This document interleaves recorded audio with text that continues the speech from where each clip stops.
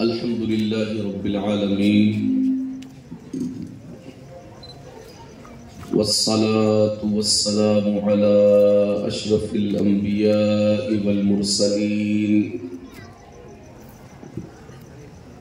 محمد بن عبد الله الأمين وعلى آله وأصحابه الغر الميامين ومن تبعهم بإحسان إلى يوم الدين أما بعد إن الله وملائكته يصلون على النبي يا أيها الذين آمنوا صلوا عليه وسلموا تسليما اللهم صل وسلم وزد وبارك على سيدنا ومولانا محمد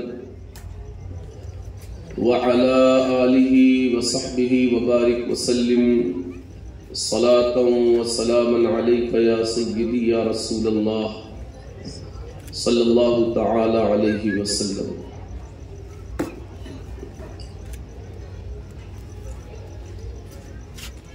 اللہ رب العزت کا بڑا کرم، اس کا احسان اور اس کی نوازش ہے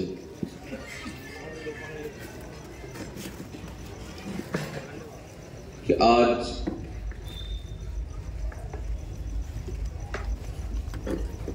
جس طرح صاحب خانہ کے لیے یہ بڑی خوشی، مسرت اور شادمانی کا موقع ہے، اسی طرح یہ ہم تمام کے لیے بھی بڑی خوشی اور اللہ تبارک و تعالی کے شکریہ کی ادائیگی کا موقع ہے کہ اللہ تبارک و تعالی کے فضل اور اس کے کرم سے آج ہمیں اپنی زندگی کے یہ قیمتی لمحات اور یہ غیر معمولی اور انمول اوقات میسر ہے کہ آج ہم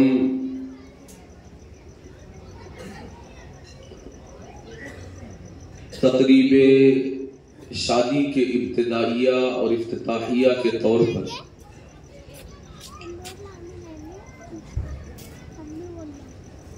اللہ تبارک و تعالی اور اس کے حبیب مکرم صلی اللہ علیہ وآلہ وسلم کے ذکر کے حوالے سے منعقد ہونے والی اس محفل میں حاضر ہے۔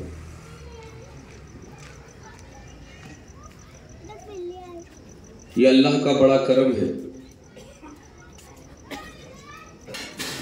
کہ شادی کی تقریبات کا آغاز ایک بندہ مومن جس طرح اپنے تمام کاموں کا آغاز اپنے پروردگار کے نام سے کرتا ہے، اسی طرح بندہ مومن اپنی زندگی کی اس عظیم خوشی کے کاموں کا آغاز بھی اپنے پروردگار کے نام سے کرتا ہے۔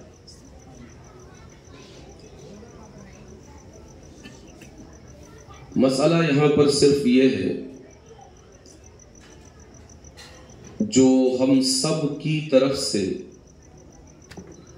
کامل توجہ کا طالب ہے، وہ بات جو اس موقع پر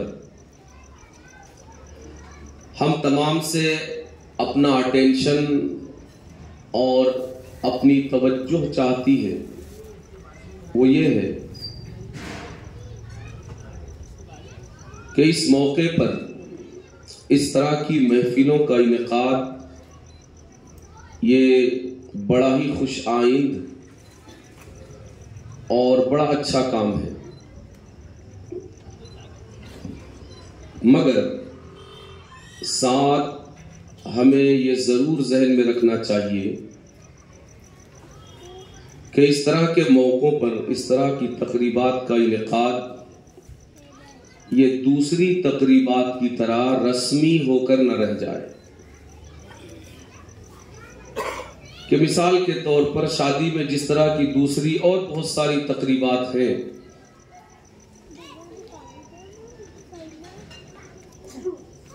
کہ ان تقریبات کا بنیادی طور پر کوئی مقصد ہمارے ذہنوں میں زندہ نہیں ہوتا۔ مثال کے طور پر ایک ہلدی کی تقریب ہے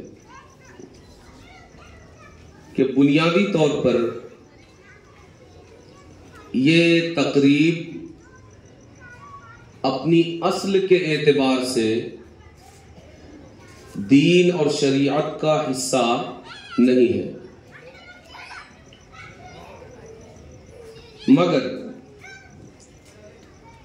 یہ شریعت سے ٹکرانے والی رسم بھی نہیں ہے نا؟ شریعت سے ٹکرانے والی رسم نہیں ہے۔ بعض لوگوں نے اس پہلو کو دیکھا کہ یہ دین اور شریعت سے نہیں ہے بنیادی طور پر اور اپنی اصل کے اعتبار سے، تو انہوں نے ہلدی کی رسم کو ناجائز اور حرام قرار دیا، لیکن انہوں نے اس پہلو کو نہیں دیکھا کہ یہ اپنی اصل کے اعتبار سے شریعت اس کا مطالبہ تو نہیں کرتی کہ آپ ہلدی لگاؤ دولہا دلہن کو، مگر اس کا دوسرا پہلو یہ بھی ہے کہ یہ رسم شریعت سے ٹکراتی نہیں ہے، بلکہ یہ ہلدی اپنے آپ میں ایک صابن کی طرح ہے کہ جس طرح انسان صابن کا استعمال کرتا ہے بدن کا میل کچیل صاف کرنے، پاکی، نظافت، طہارت اور صفائی حاصل کرنے کے لیے، اسی طرح بنیادی طور پر یہ کام بہت خوبی کے ساتھ ہلدی کرتی ہے، اور اس کے ساتھ اور کچھ اس طرح کی چیزوں کو ملا دیا جاتا ہے، جس طرح آپ کے صابن میں صرف صابن نہیں ہوتا بلکہ خوشبو، سینٹ وغیرہ بھی ہوتا ہے، دوسری چیزیں بھی ہوتی ہیں جو بدن کے میل کو کاٹے، اسی طرح اس میں اور چیزیں بھی شامل کر دی جاتی ہیں۔ تو ہلدی کے تذکرے کا مقصد یہ ہے کہ موجودہ وقت میں ہم جب ہلدی کی رسم ادا کر رہے ہوتے ہیں تو ہم میں سے کسی کے ذہن میں بھی یہ نہیں ہوتا کہ ہم ہلدی اس لیے لگا رہے ہیں، ابٹن اس لیے مل رہے ہیں کہ اس سے بدن کو صفائی، پاکیزگی، طہارت اور ستھرائی حاصل ہوگی۔ ہوتا ہے ذہن میں کہ اس سے میل کٹے گا؟ نہیں ہوتا۔ یہ مقصد کہیں بہت دور جا کر پڑ گیا اور اس پر ایک بے جان رسم ہونے کا لیبل غالب آ گیا کہ یہ ایک رسم ہے اور اس کو ادا کرنا ضروری ہے، جبکہ اس کے پیچھے ایک مقصد تھا، اور وہ مقصد یہ تھا کہ بدن میل کچیل سے اچھی طرح پاک اور صاف ہو جائے۔ اسی طرح اور بھی ہمارے بڑے بوڑھوں نے شادی کے موقع سے ایسی بہت ساری رسمیں وضع کی اور ایجاد کی جو شریعت سے نہیں ٹکراتی، شریعت سے ٹکرائے بغیر ان کا کوئی معاشرتی یا فزیکلی یا اس طرح اس کا کوئی نہ کوئی فائدہ اس کے اندر موجود ہے، مگر موجودہ حالات میں وہ تمام رسمیں حقیقت میں ایک بے جان رسم بن کر ہی رہ گئی۔ تو جس طرح ہلدی لگانے میں مثال کے طور پر ہمارے ذہنوں میں یہ نہیں ہوتا کہ اس سے ہمیں صفائی حاصل کرنا ہے، ستھرائی حاصل کرنا ہے، میل کچیل دور کرنا ہے، اسی طرح خدا نخواستہ یہ نہیں ہونا چاہیے کہ شادی کی تقریبات کے آغاز میں دین کی یہ جو تقریب ہے یہ بھی اسی طرح کی ایک بے جان رسم بن کر رہ جائے. اور جس طرح شادی کے ساتھ ہلدی کی رسم کو ایک بے مقصد رسم بنا کر، بے جان رسم بنا کر ہم نے نتھی کیا ہوا ہے، اسی طرح یہ دینی تقریب بھی شادی کی تقریبات کے ساتھ بے جان اور بے مقصد ہو کر نتھی نہیں ہونا چاہیے. یہ بہت خوش آئند بات ہے اور اللہ تبارک و تعالی کا اس بات پر ہمیں شکر ادا کرنا چاہیے کہ مسلمان آج بھی اتنا بیدار ہے کہ وہ اپنی خوشی کے موقع پر بھی اپنے پروردگار کو فراموش نہیں کرتا. مگر اس طرح کی تقریبات کو بہت با مقصد ہونا چاہیے. اس کا مقصد اور اس کا معنی ہمارے ذہنوں میں زندہ ہونا چاہیے. اس طرح کی تقریبات کے انعقاد کا مقصد شادی کے آغاز میں یہ ہے کہ ہم ایک بار پھر اپنے پروردگار سے اور آقا کریم صلی اللہ علیہ وآلہ وسلم سے کیے ہوئے وعدے کو نیا کر لیں، اس کی تجدید کر لیں، اس کو رینیو کر لیں کہ ہم نے مولا کلمہ تیرا پڑھا ہے. ہم جب کلمہ پڑھتے ہیں تو ہم کسی اور کا نہیں بلکہ تیرا کلمہ پڑھتے ہیں، تجھے معبود کے طور پر ہم تسلیم کرتے ہیں، لا الہ الا اللہ. اور آقا کریم صلی اللہ علیہ وآلہ وسلم کو بطور نبی تسلیم کر کے آقا کریم کا کلمہ پڑھتے ہیں، محمد رسول اللہ صلی اللہ علیہ وسلم.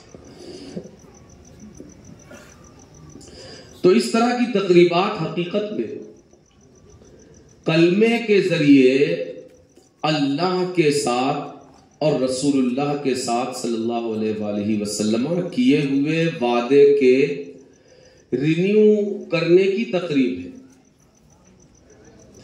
کہ ہم نے جس طرح کلمہ اللہ اور رسول کا پڑھا ہے. کلمے کا مطلب یہ ہے کہ اب ہماری زندگی میں یہ کلمہ صرف مرنے کے بعد مردہ نہلانے والے کے کلمہ شہادت کی انگلی سے ہمارے سینے پر لکھے جانے کے لیے ہم نے یہ کلمہ نہیں پڑھا ہے.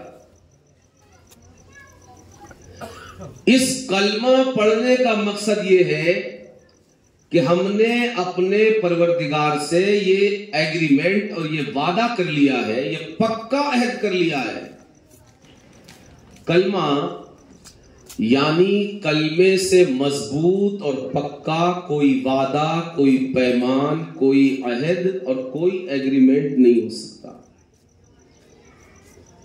اس لیے کہ یہ وعدہ سب سے بڑی ذات کے ساتھ ہے اور اس کے حبیب مکرم صلی اللہ علیہ وآلہ وسلم کے ساتھ ہے. تو کلمہ پڑھ کر بندہ مومن حقیقت میں اپنے رب کی بارگاہ میں یہ وعدہ کرتا ہے کہ مولا میری زندگی میں اگر میں بیٹھا ہوا ہوں تو مجھے کھڑا کرنے والا صرف تیرا کلمہ ہوگا،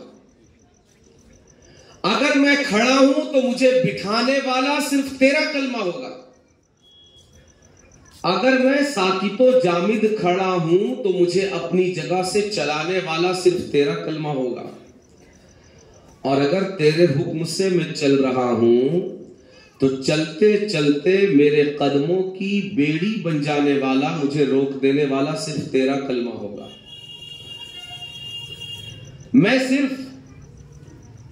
میں اس کلمے کو پڑھ کے مسلمان نہیں بنوں گا، بلکہ میری زندگی سے ریلیٹ کرنے والا ہر کام مسلمان بنے گا.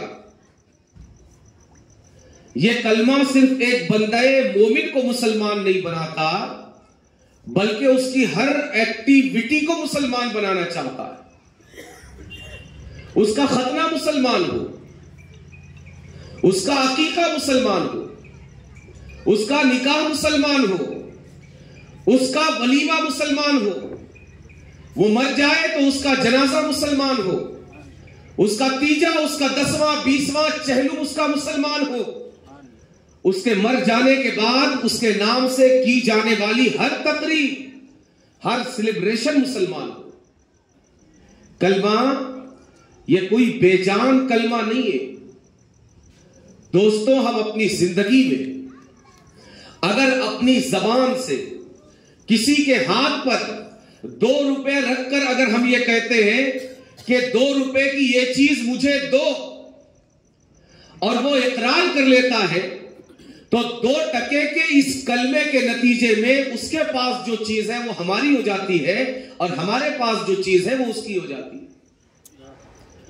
اگر 2 روپے کے دے کر ادا کیے جانے والا کلمہ اگر اپنے اندر اتنا اثر رکھتا ہے، اتنا اثر رکھتا ہے کہ اس کی چیز میری ہو گئی، میری چیز اس کی ہو گئی، تو آپ اندازہ لگائیے کہ وہ کلمہ جو اس کائنات کی بنیاد کلمہ ہے، وہ کلمہ جو اس کائنات کا اول کلمہ ہے، وہ کلمہ جو کسی دنیا دار کے ساتھ ایگریمنٹ کا کلمہ نہیں ہے، جو کسی دنیا دار کے ساتھ معاہدے کا کلمہ نہیں ہے، جس کے ذریعے کسی مخلوق کے ساتھ وعدہ نہیں کیا گیا ہے، بلکہ یہ وہ کلمہ ہے جو ایک نادار مخلوق اپنے پیدا کرنے والے یعنی اپنے خالق اور اپنے مالک کے ساتھ وعدہ کرتی ہے۔ مولا لا الہ الا اللہ، یعنی تیرے علاوہ کوئی معبود نہیں۔ کیا مطلب؟ صرف ہم جب مسجدوں میں سر جھکانے کے لیے آئیں گے تو صرف سر تیرے آگے جھکائیں گے؟ نہیں، سر جھکانا یہ ایک سمبولک ٹرم ہے کہ آدمی جس کے آگے سر جھکا دیتا ہے اب اس کے پاس کسی اور کے آگے جھکانے کے لیے کچھ اور نہیں بچتا۔ سر جھکا دیا یعنی اپنا سب کچھ اس کے آگے جھکا دیا۔ آپ سب سے اخیر میں آپ کے بدن کی اگر آپ کسی کے آگے اپنا تن بدن جھکانا چاہیں تو آپ کا کون سا پارٹ آف باڈی ہے جو سب سے اخیر میں جھکتا ہے؟ کون سا پارٹ ہے؟ سر۔ یعنی مولا ہم نے تیرے آگے صرف اپنا ہاتھ نہیں جھکایا، اپنی پیٹھ اور اپنا پیٹ نہیں جھکایا، اپنا سینہ اپنی گردن نہیں جھکائی، مولا ہم نے تیرے آگے اپنا سر جھکایا ہے۔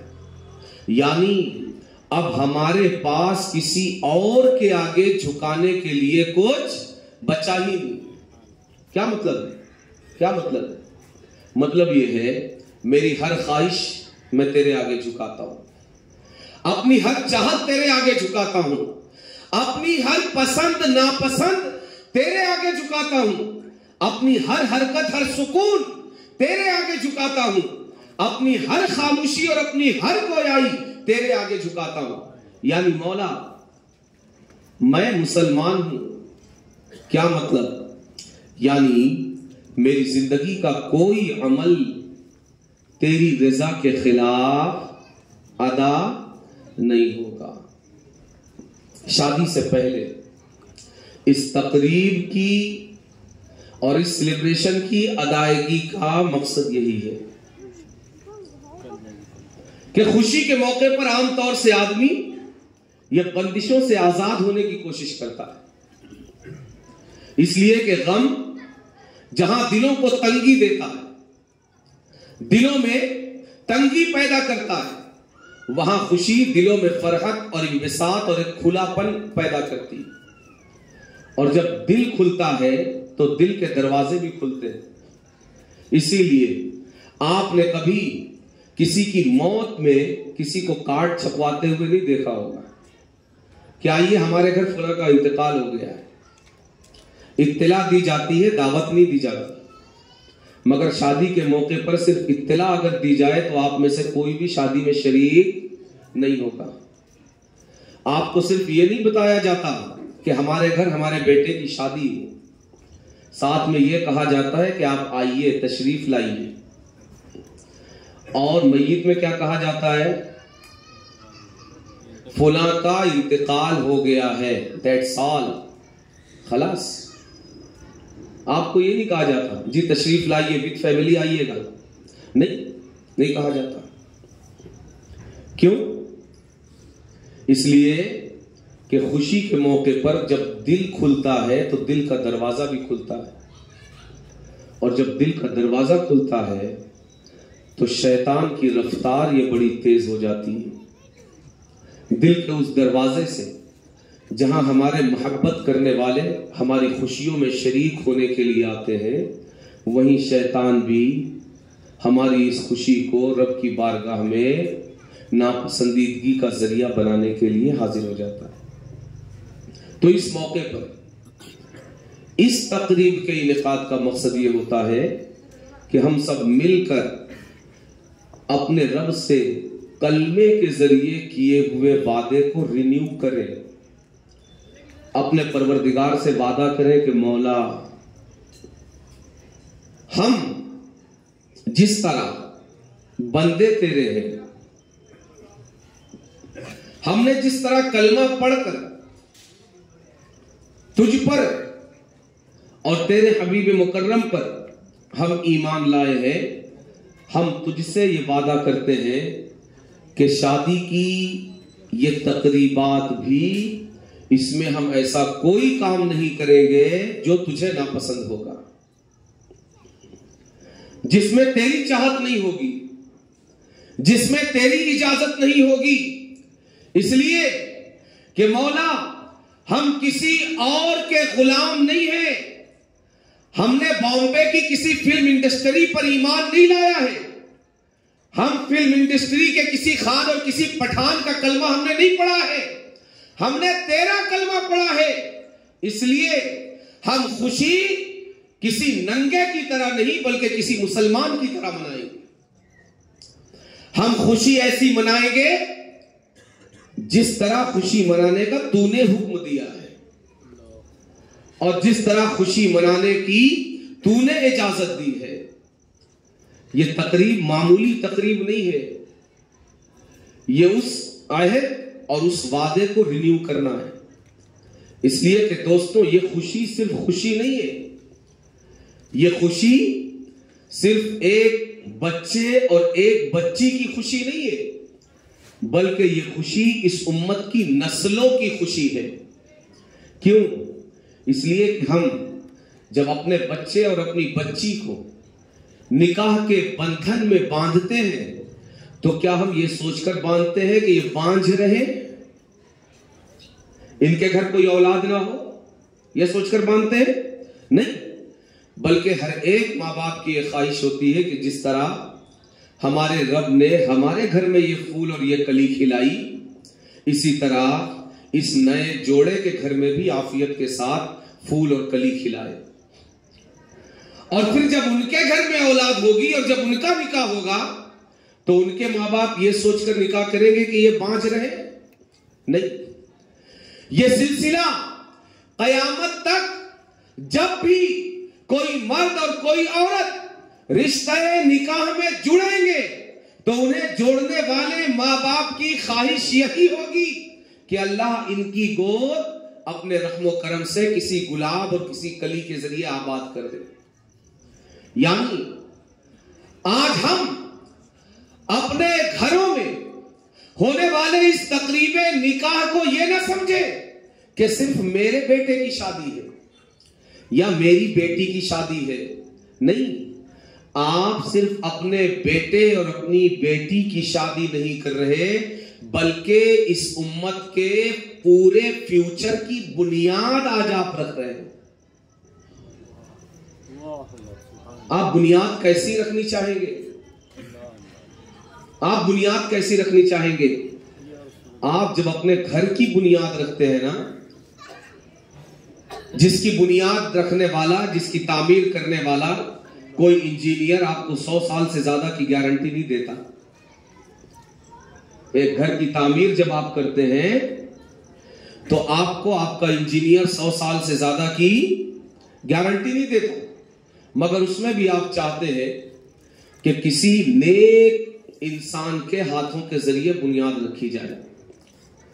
تو آپ کیا سمجھتے ہیں 100 سال کے لیے جس گھر میں بسیرا کرنے کی خاطر اس کی بنیاد رکھی گئی، اس گھر کی بنیاد تو ہم نیکیوں پر رکھیں، مگر جس گھر کی بنیاد کے لیے ہم پلاننگ قیامت تک کے لیے کر رہے ہیں کہ میرا بیٹا بھی صاحب اولاد ہو، اس کا بیٹا بھی صاحب اولاد ہو، اس کا بیٹا بھی صاحب اولاد ہو، قیامت تک آنے والی میری نسل کا کوئی مرد بانجھ اور بے اولاد نہ ہو، ہم اگر 100 سال تک چلنے والے گھر کی پلاننگ کرتے ہیں، اس کی بنیاد نیکی پر رکھنا چاہتے ہیں، ہم کیا سمجھتے ہیں؟ جس گھر کی تعمیر اور جس گھر کی بنیاد ہم قیامت تک کے لیے رکھنا چاہتے ہیں، اس کی بنیاد ہم ناچ پر رکھنا چاہتے ہیں، اس کی بنیاد ہم گانے پر رکھنا چاہتے ہیں، اس کی بنیاد ہم رب کی ناراضگی پر رکھنا چاہتے ہیں۔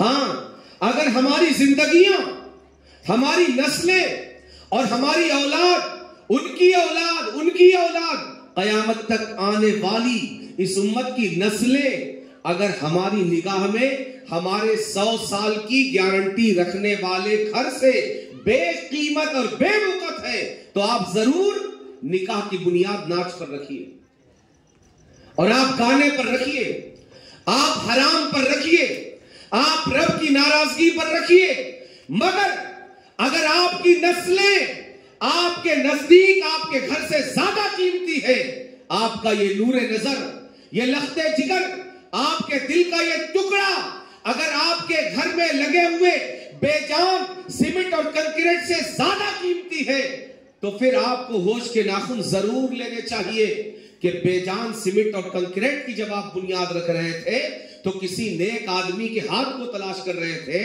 اور آج جب اپنے مستقبل اور فیوچر کی بنیاد آپ رکھنے جا رہے ہیں تو ناچنے والیوں کو تلاش کر رہے ہیں، گانے والیوں کو تلاش کر رہے ہیں، رب کی ناراضگیوں کے راستے تلاش کر رہے ہیں، اور رب کی ناپسندیدگیوں کے راستے تلاش کر رہے ہیں۔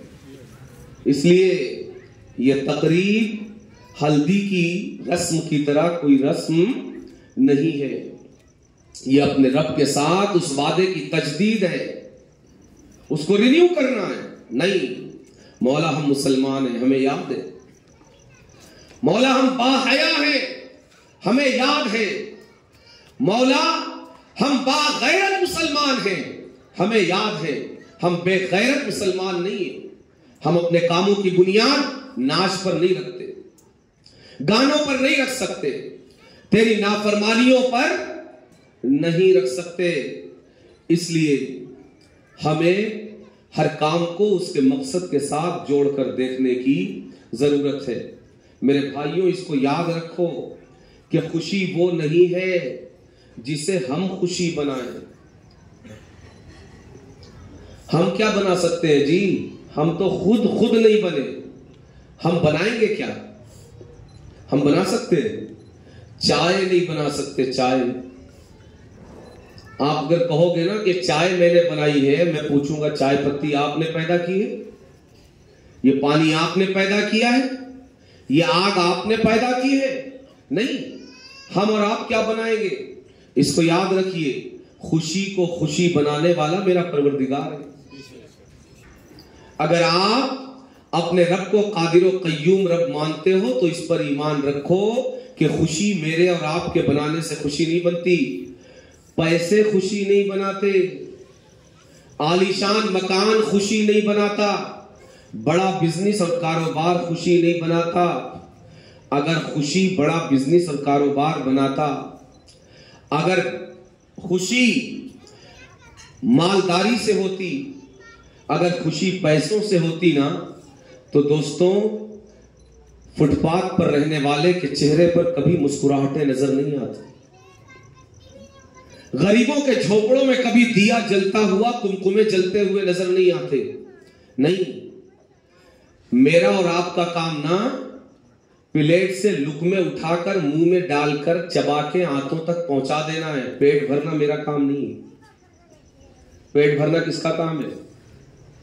میرا کام کھانا ہے، بھوک مٹانا میرا کام نہیں ہے۔ بھوک مٹانا میرا کام عالیشان مکانات محلات بنانا ہے، کروڑوں اربوں روپے خرچ کر کے میں مکان بنا سکتا ہوں، اس میں رہ سکتا ہوں، بنانا رہنا میرا کام ہے، مگر اس میں رہ کر سکون حاصل کرنا میرا کام نہیں ہے۔ سکون دینا کس کا کام ہے؟ آپ جا کر دیکھیے، ان ارب پتیوں کی خیریت پوچھئے، ان کروڑ پتیوں کی خیریت پوچھئے جو اپنا کروڑوں کے محلات میں اپنے سونے کے پلنگ پر جو راتوں رات کروٹیں بدلتے ہوئے نظر آتے ہیں، چین کی نیند نہیں آتی۔ بھائی کیا ہوا؟ پیسوں کے تو انبار ہے، گھر نہیں محل ہے، کاروبار بڑا ہے، رات بھر سوتے کیوں نہیں ہو؟ یہی کہتا ہوا نظر آئے گا، پیسے کمانا، گھر بنانا، کاروبار بڑھانا، یہ تو میں کر سکا، مگر اپنا گھر بنانے کے بعد اپنے اس بیڈ پر سکون بھی حاصل کروں، یہ میں نہیں کر سکا۔ دوستو، خوشی کے اسباب، خوشی کے سامان مہیا کرنا یہ ہمارا کام ہو سکتا ہے، مگر خوشی کو خوشی بنا لینا یہ ہمارا کام نہیں ہو سکتا۔ خوشی ہمارے پروردگار کے بنانے سے خوشی بنے گی، اور ہمارا پروردگار خوشی کو خوشی کب بنائے گا؟ اجی اگر آپ سے کوئی ناراض ہو تو آپ کی خوشی میں شریک ہوگا؟ نہیں ہوگا۔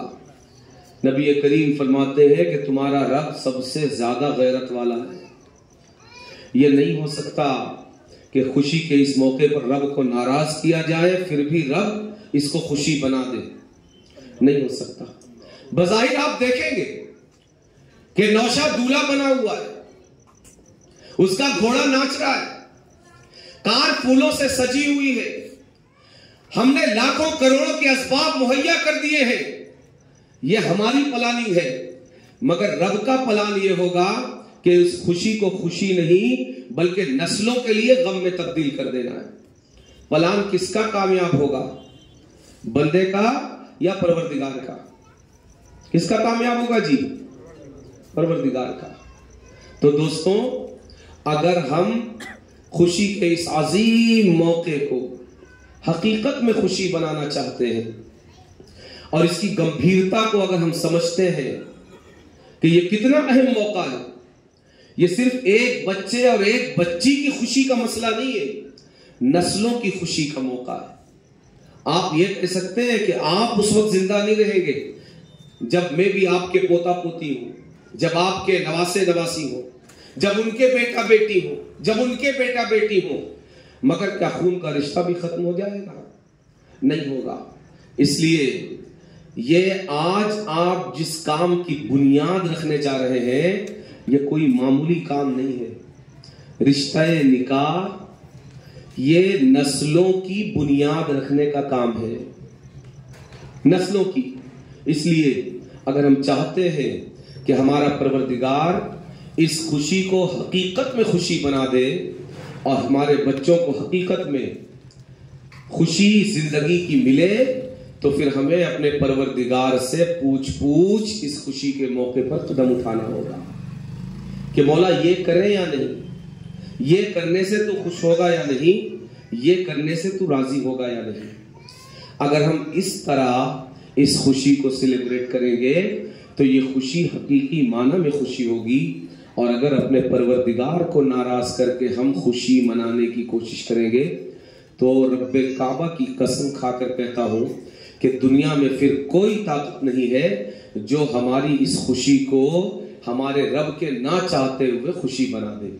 اللہ تبارک و تعالی اس طرح کے ہر موقع کو، ہر غم اور ہر خوشی کو اپنی زندگی کے ہر موڑ پر، ہر قدم پر ہمیں اپنے رب کی مرضی کو اپنا امام بنانے کی توفیق عطا فرمائے، اپنے رب کی مرضی کے مطابق زندگی کا ہر قدم اٹھانے اور ہر کام کو انجام دینے کی توفیق عطا فرمائے۔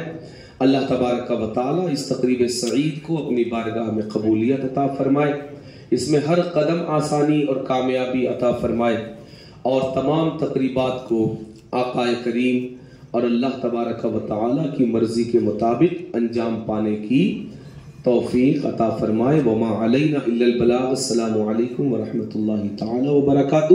کھڑے ہو جائیں، صلاۃ والسلام۔